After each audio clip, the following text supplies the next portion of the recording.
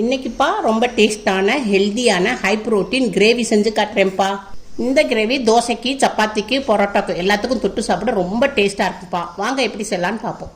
இப்பப்பா அம்மா வெங்காயத்திலையும் குடமிளகாலையும் தான் உங்களுக்கு சூப்பரான ஒரு கிரேவி செஞ்சு காமிக்க போறேன். இப்போ அம்மா வெங்காயம் எடுத்திருக்கேன். இப்போ இந்த இது இருக்குல்லப்பா, இதை நம்ம எனக்குள்ள பாதியா கொஞ்சம் இந்த இதை கட் பண்ணிக்கிறணும். கட் பண்ணிட்டு இது இருக்கு பாருங்க, இந்த இப்படி இதெல்லாம் எடுத்துக்கோங்க. இப்படி வந்துச்சுன்னா இப்படி எடுத்து போட்டுக்கோங்க. இதே மாதிரி அம்மா 2 வெங்காயத்தை நறுக்கியிருக்கேன். இப்போ கேப்சிகம்பா இதே மாதிரி 2 குடமிளகாய் எடுத்திருக்கேன். இப்போ இதையுமே அம்மா உங்களுக்கு நான் 1.5 நறுக்கிட்டேன். இப்போ அரை இது இருக்கு உங்களுக்கு.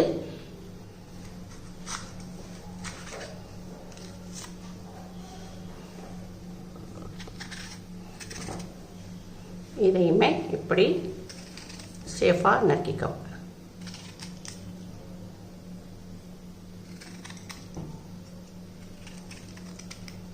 இந்த ஒயிட் கலர்லாம் எடுத்துருவோம். நான் ஒரு இடிக்கிற கல் வச்சுருக்கேன். இப்போ 1/2 ஸ்பூனு சீரகம் போட்டுக்கிடுவோம். ஒரு 2 பச்சை மிளகாய் காரத்துக்கு போட்டுக்கிடுவோம். 3 வெள்ளைப்பூடு போட்டுக்கிடுவோம். இந்த அளவுக்கு இஞ்சி போட்டுக்கிடுவோம். இதை நம்ம ஃபுல்லாக தட்டிக்கிடுவோம். நல்லா பரபரன்னு தட்டிக்குவோம். நல்லா இடிச்சாச்சு. இங்கே பாருங்கள், நல்லா இடிச்சாச்சு. இப்போ நம்ம கேஸ் பக்கம் போயிடுவோம். கேஸ் ஆன் பண்ணியிருக்கேன். கடாய் வச்சுருக்கேன். கடாய் கொஞ்சம் சூடாகட்டும். இப்போப்பா அம்மா கடலை மாவு எடுத்துருக்கேன். இப்போ 2 ஸ்பூன் கடலை மாவு போட்டுக்குவோம். கடலை மாவை நல்லா வறுத்துக்குருவோம். அடுப்பை மீடியத்தில் வச்சுருவோம். மாவு கருகிடுவோம். கடலை மாவை பச்சை வாடை போகிற அளவுக்கு வறுத்துக்கிட்டோம். இப்போ இதை ஒரு பவுலில் மாற்றிக்கிடுவோம். அதே கடாயில் நம்ம ஒரு 2 ஸ்பூன் எண்ணெய் விட்டுக்கிடுவோம்.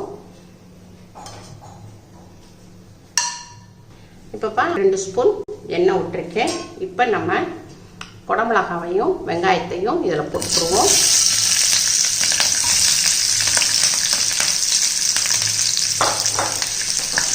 இதை கொஞ்சம் வதக்கிக்கிடுவோம். நம்ம ஒரு 3 நிமிஷத்துக்கு நல்லா அடுப்பை மீடியத்தில் வச்சு குடமிளகாவையும் இது வெங்காயத்தையும் நம்ம வதக்கியாச்சு. இப்போ கேஸ் ஆஃப் பண்ணிடுவோம். இப்போ இது நல்லா ஆறட்டும். இப்போ ஒரு 2 ஸ்பூனு நெய் விட்டுக்குருவோம். நெய் கொஞ்சம் காஞ்சிருச்சு. நம்ம இடிச்சு வச்சுருந்தோம் இல்லையா, சீரகம், இஞ்சி, பூண்டு, பச்சை மிளகாய், இதை அப்படியே இதில் போட்டுருவோம். இதை லைட்டாக வதக்கிக்கிடுவோம்.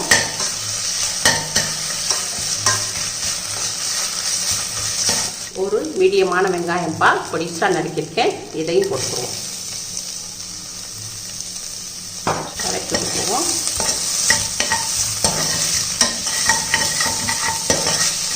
மீடியமான தக்காளி எடுத்திருக்கேன். இதில் 1.5 தக்காளி இதில் நறுக்கி போட்டுக்குவோம்.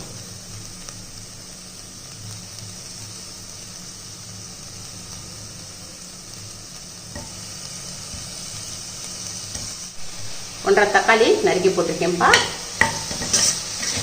இதையும் வதக்கிக்குவோம்.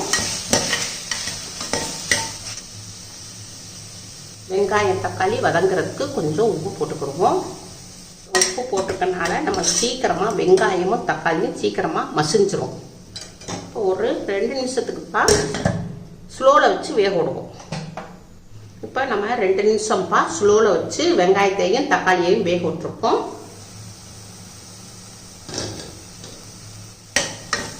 நல்லா வதங்கிடுச்சு.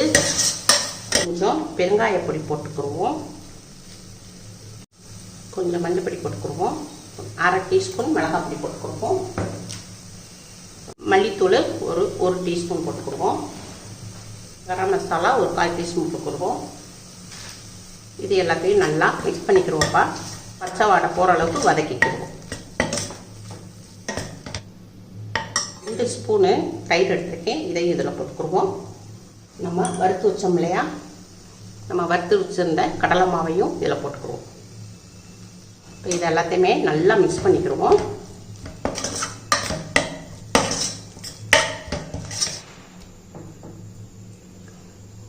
1 நிமிஷத்துக்கு மூடி போட்டு ஸ்லோவில் கொஞ்சம் வேக விடுவோம்.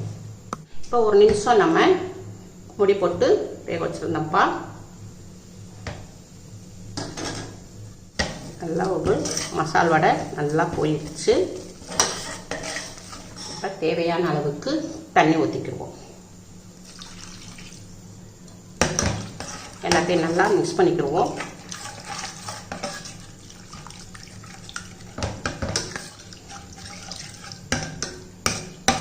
இப்போ கொஞ்சம் தண்ணி ஊற்றி நம்ம மூடி போட்டு கொதிக்க விடுவோம். 2 நிமிஷத்துக்கு கொதிக்கட்டும்ப்பா. கொதிச்சோடனே ஓப்பன் பண்ணி காட்டுறேன். நம்ம 2 நிமிஷத்துக்கு நம்ம குழம்ப கொதிக்க விட்டுருந்தோம். ஓப்பன் பண்ணுவோம். வெங்காயத்தையும் குடமிளகாவையும் நம்ம வதக்கி வச்சுருந்தோம் இல்லையா, அதை இதெல்லாம் போட்டுக்குருவோம்.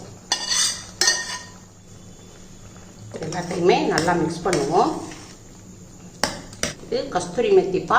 எவரெஸ்ட் இதில் எல்லா பலசரக்கடையிலையும் கிடைக்கிது. அம்மா கொஞ்சம் கஸ்தூரி மெத்தி எல்லாம் எடுத்திருக்கேன். இதை நல்லா கசக்கி விட்டு போட்டோம்னா நல்லா கமகமன்னு நல்லா வாசம் வரும். இதை மிக்ஸ் பண்ணிக்குவோம். ஒரு 3 நிமிஷத்துக்கு மீடியத்தில் வச்சு வேக விடுவோம். நம்ம 3 நிமிஷத்துக்கு நம்ம வெங்காய இதழையும் குடமிளகாவையும் வேக விட்டுருக்கோம். நல்லா வெந்துருச்சு. அவ்வளோதான், கேஸ் ஆஃப் பண்ணிடுவோம். கொஞ்சம் மல்லி இலையை நல்லா பொடியாக நறுக்கி போட்டுக்குவோம்.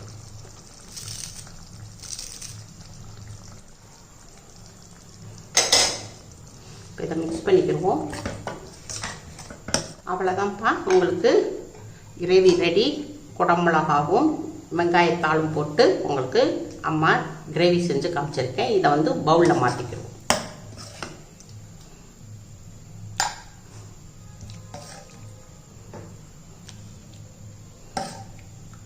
நல்லா டேஸ்டான ஹெல்த்தியான ஒரு கிரேவி உங்களுக்கு செஞ்சுருக்கேன் அம்மா. இது உங்களுக்கு தோசைக்கு தொட்டு சாப்பிட்டுக்கலாம், சப்பாத்திக்கு தொட்டு சாப்பிட்டுக்கலாம். எல்லாத்துக்குமே இது நம்மளுக்கு பிரேக்ஃபாஸ்ட்டுக்கு, நைட்டுக்கு டின்னருக்குலாம் நம்ம இது தொட்டு சாப்பிட்டா ரொம்ப டேஸ்ட்டாக இருக்கும்ப்பா. உங்கள் வீட்டில் செஞ்சு பாருங்கள். அம்மாவுக்கு லைக் பண்ணுங்கள், ஷேர் பண்ணுங்கள், சப்ஸ்கிரைப் பண்ணுங்கள்.